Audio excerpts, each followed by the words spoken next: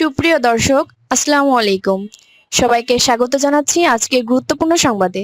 প্রথমেই জানিয়ে দিচ্ছি সংবাদ শিরোনাম, পরে বিস্তারিত। Breaking news. মুখে নিন্দা, গোপনে হাত মেলাল ইসরায়েলের সঙ্গে। ফাঁস হল ৬ মুসলিম দেশের গোপন জোট। এদিকে গাজায় নতুন যুদ্ধ, নিহত ৩৮। শহর ভাঙচুরে ভয় কাঁপছে গাজা সিটি। শুনছিলেন সংবাদ শিরোনাম, এখন বিস্তারিত। তার আগে ছোট্ট একটি আবেদন। যদি আপনি মানবতার পক্ষে থাকেন, যদি আপনার বুকেও কাঁদে ফিলিস্তিনের শিশুর কান্না, যদি আপনি চান যুদ্ধ নয় শান্তি, তাহলে এখনই নিচে লিখে দিন ফিলিস্তিন জিন্দাবাদ। আর যদি আপনি ফিলিস্তিনকে ভালোবেসে থাকেন, সাবস্ক্রাইব করুন আমাদের চ্যানেলটি, কারণ আমরা বলি ফিলিস্তিনের ন্যায় ও সত্যের খবর, যা বড় বড় মিডিয়া আড়াল করে রাখে। বিশ্ব কাঁপানো ভাস, গোপনে ইসরায়েলকে সাহায্য করেছে ৬ মুসলিম দেশ। হামাস যুদ্ধের সময় পিছন থেকে চালানো হয়েছে সামরিক সহায়তা। মুখে মুখে গাজার গণহত্যাকে নৃশংস ও মানবতার বিরুদ্ধে অপরাধ বলে নিন্দা করলেও পর্দার আড়ালে ইসরায়েলকে সাহায্য করেছে মধ্যপ্রাচ্যের ৬ মুসলিম দেশ। ওয়াশিংটন পোস্ট এবং ইন্টারন্যাশনাল কনসোর্টিয়াম অফ ইনভেস্টিগেটিভ জার্নালিস্টের হাতে আসা সদ্য ফাঁস হওয়া মার্কিন গোপন নথিতে উঠে এসেছে ভয়াবহ সব তথ্য। ফাঁস হওয়া নথিতে দেখা যায়, যুক্তরাষ্ট্রের নেতৃত্বে আঞ্চলিক নিরাপত্তা কাঠামো নামে একটি গোপন সামরিক জোটে যুক্ত হয়ে কাজ করেছে সৌদি আরব, বাহরাইন, মিশর, জর্ডান, কাতার ও সংযুক্ত আরব আমিরাত বা ইউএই। এদের প্রত্যেকেই প্রকাশ্যে ফিলিস্তিনের পক্ষে অবস্থান নিলেও গোপনে ইসরায়েলি বাহিনীর সঙ্গে যৌথ মহড়া, গোয়েন্দা তথ্য বিনিময় ও সামরিক প্রশিক্ষণে অংশ নিয়েছে বলে দাবি নথিতে। গত ৬ মাসের যুদ্ধের উপর নির্ভর করে লেখা এই প্রতিবেদনে আরও দেখা যায়, এই জোটের সঙ্গে সোরাবাতে হরমজ প্রণালীতে ইরানের মিসাইল হামলা মোকাবেলায় শস্যবাহী জাহাজকে দক্ষতার সঙ্গে নিরাপদ দিয়েছে মার্কিন নৌবাহিনী। গাজা যুদ্ধের আড়ালে গোপন সামরিক জোট। ওই নথিতে বলা হয়, ২০২২ সালে মার্কিন সেন্ট্রাল কমান্ডের উদ্যোগে এই জোট গঠিত হয়। প্রকাশ্যে এর উদ্দেশ্য বলা হয়েছিল ইরানের আঞ্চলিক হুমকি মোকাবেলা করা। কিন্তু বাস্তবে এই জোটের বড় অংশের কার্যক্রম ছিল গাজা ও হামাস বিরোধী যুদ্ধের কৌশল, টানেল প্রতিরোধ এবং সাইবার নিরাপত্তা প্রশিক্ষণ ঘিরে।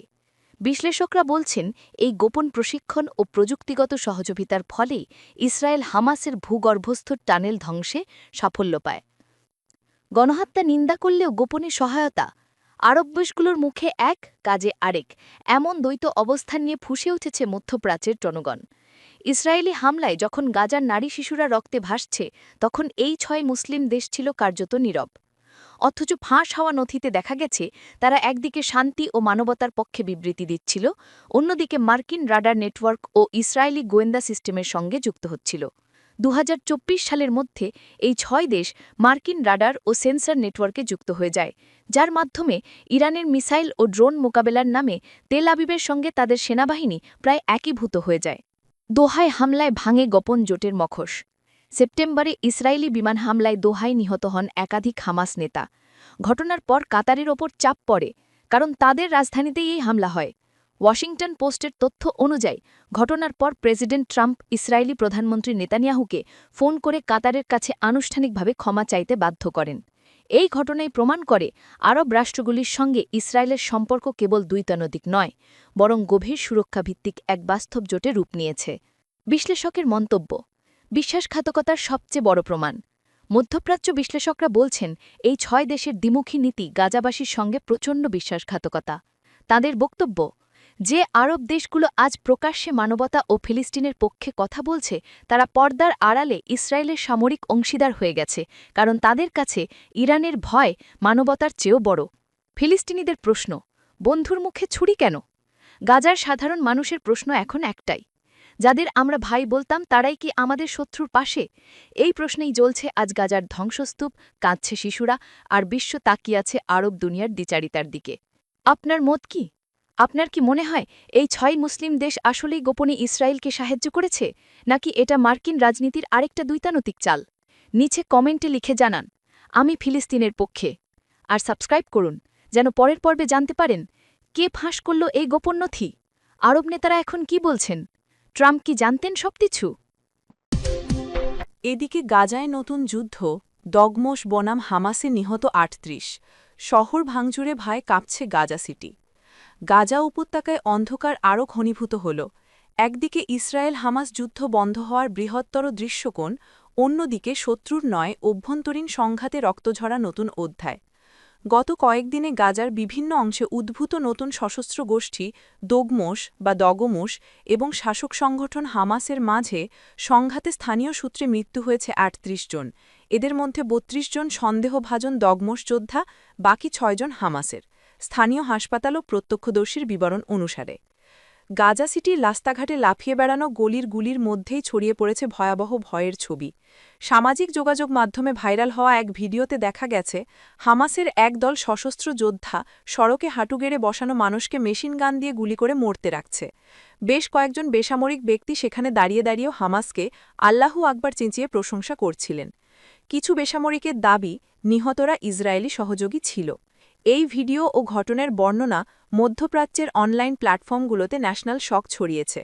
দগমোশ কি? অন্ধকার খেতে সামনে। দগমোশ শব্দটি শুনলেই অনেকের স্মৃতিতে লেগে থাকে পুরনো কনটেক্সট। গাজার পক্ষের কিছু বড় পরিবার ও ক্ল্যানগুলোই অতীতেও অস্ত্র সংগ্রহ ও জঙ্গি কার্যক্রমে যুক্ত ছিল।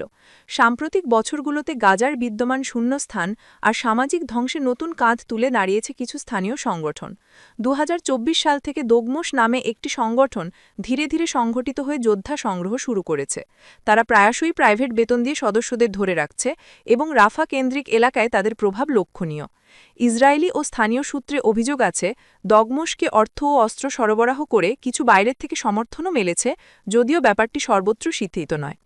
হামাস কি আইন শৃঙ্খলা বাহিনী? ইসরায়েলের যুদ্ধবিরতি ঘোষণার পর আপাতত গাজায় অস্থায়ী পুলিশ ও নিরাপত্তার দায়িত্ব নিয়েছে হামাসের সামরিক শাখা আল কাসাম ব্রিগেড। ঘটনাস্থল জুড়ে তারা ফের ব্যাপক উপস্থিতি দেখিয়েছে এবং সংশ্লিষ্ট এলাকায় আইন শৃঙ্খলা পুনঃপ্রবর্তনের নাম করে অভিযান চালাচ্ছে। গার্ডিয়ানের রিপোর্ট অনুযায়ী যুদ্ধবিরতির পর হামাস তাদের যোদ্ধাদের অংশীদার করে তেড়ে এসেছে। তবে এই অভিযানগুলোই মাঝে মাঝে প্রত্যাক্রিয়া ও বেসামরিক সংঘাতে রূপ নিচ্ছে। কেন উত্তেজনা ছড়ালো? ভয়েস থেকে অস্ত্র। বিশ্লেষকরা বলছেন গাজার অভ্যন্তরীণ সংঘাতের মূলে আছে ৩টি বড় কারণ। ২ বছরের সংঘাতের পর সামাজিক তফাত ও খাদ্য সংকট, স্থানীয় ক্ষমতার শূন্যস্থান। যখন হামাস কেন্দ্রীয় ক্ষমতায় দুর্বলতায় ভুগছে, তখন স্থানীয় ক্ল্যান ও নতুন মিলিশিয়া নিজেদের প্রভাব প্রতিষ্ঠা করতে চায়। ৩ বাইরের দ্রুতনৈতিক মিলিটারি হস্তক্ষেপের আশঙ্কা।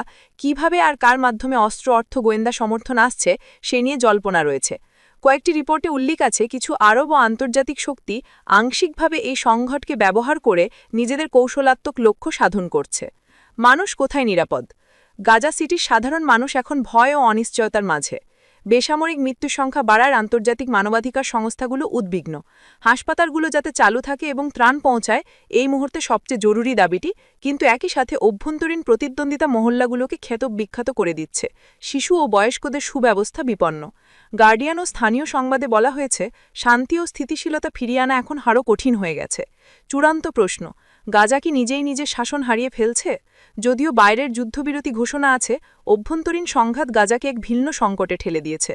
এখানে একক ও নির্দিষ্ট সমাধান সহজ নয়। দগমোশ বনাম হামাস সংঘাতের পরবর্তী অধ্যায় কি আরও বড় ধাক্কা দেবে, নাকি স্থানীয় নেতারা মিলেমিশে অচিরেই মধ্যস্থতার পথ খুঁজে পাবে?